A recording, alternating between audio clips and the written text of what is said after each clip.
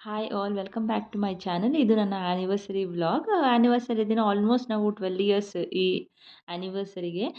ಎಲ್ಲ ಇಯರ್‌ನೂ ಕೂಡ ನಾವು ನೈಟೇ ಸೆಲೆಬ್ರೇಟ್ ಮಾಡೋದು. ನೈಟ್ ಕೇಕ್ ಕಟ್ ಮಾಡಿ ಮಲ್ಕೋತೀವಿ.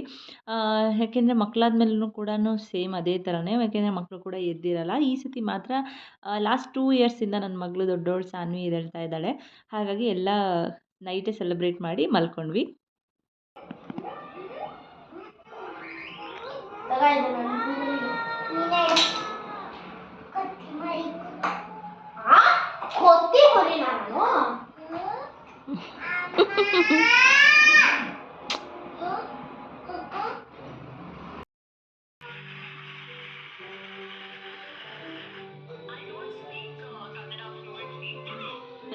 ವಿಡಿಯೋ ಅದು.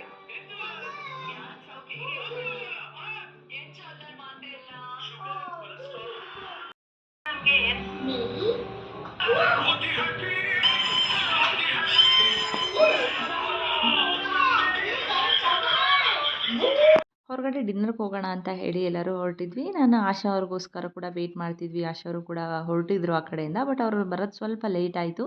ಹಾಗಾಗಿ ಬಾರ್ಬೆಕ್ಯೂ ನೇಷನ್‌ಗೆ ಹೋಗಬೇಕು ಅಂತ ಅಂದ್ಕೊಂಡಿದ್ರು. ಪ್ಲ್ಯಾನ್ ಚೇಂಜ್ ಮಾಡಿಕೊಂಡು ನ್ಯೂ ಪ್ರಶಾಂತ್ ಹೋಟೆಲ್ಗೆ ಹೋಗೋಣ ಅಂತ ಅಂದ್ಕೊಂಡ್ವಿ.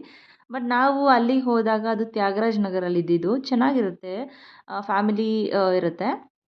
ಮತ್ತು ನಾಟಿ ಸ್ಟೈಲು ತುಂಬ ಚೆನ್ನಾಗಿರುತ್ತೆ ಟೇಸ್ಟ್ ಕೂಡ. ಬಟ್ ಅಲ್ಲಿ ಹೋದಾಗ ಅಲ್ಲಿ ಬೇರೆ ಯಾವುದೋ ಆದ್ಯ ಅಂತ ಹೇಳಿಬಿಟ್ಟು ಬಂದಿತ್ತು. ಅದು ಫ್ಯಾಮಿಲಿ ರೆಸಿಡೆನ್ಸಿ ಅಲ್ಲ, ಸಾರಿ ಫ್ಯಾಮಿಲಿ ರೆಸ್ಟೋರೆಂಟ್ ಅಲ್ಲ.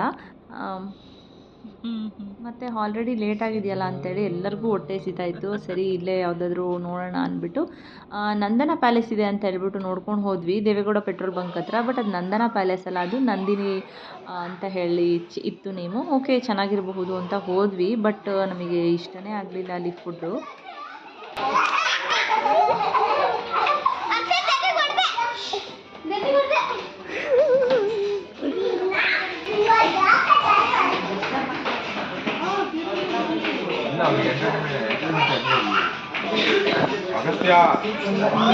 ಏನು ಮಾಡೋಂಗಿಲ್ಲ, ಬಂದಾಗಿದೆ ಅಂತ ಹೇಳಿ ಅಲ್ಲೇ ಸ್ವಲ್ಪ ಎಲ್ಲ ಊಟ ಮಾಡಿಕೊಂಡು ಅಲ್ಲಿಂದ ಹೊರಟ್ವಿ. ಇದು ಆಗಿತ್ತು ನಮ್ಮದು ಆ್ಯನಿವರ್ಸರಿ ವ್ಲಾಗು. ಒಂಥರ ಚೆನ್ನಾಗಿತ್ತು.